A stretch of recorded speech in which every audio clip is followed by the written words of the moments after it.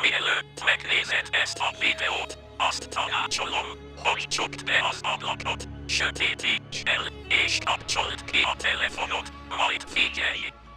YouTube. A YouTube logója fekete, fehér és piros színeket tartalmaz. Tudod, mi tartalmaz még fekete, fehér és piros színeket? Úgy van. A Jemen zászló. Várj csak! A Jemen címerben szerepel egy sárga sas. Mint tudod, a sárga sas sárga?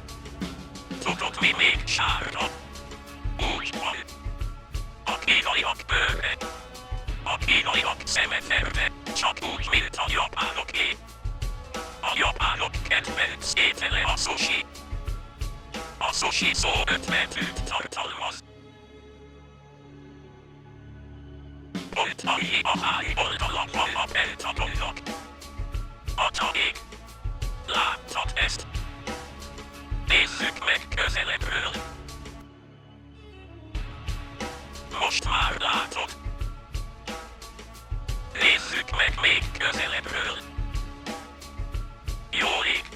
Csak szerintem néz ki úgy, mint a Brazília szobor. Tudtam.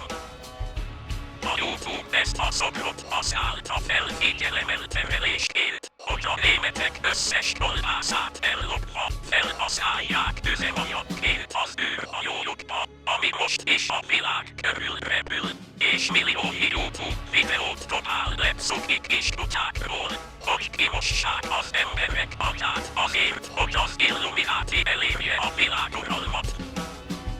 Wow! Most már van egy abszolút tagadhatatlan bizonyíték.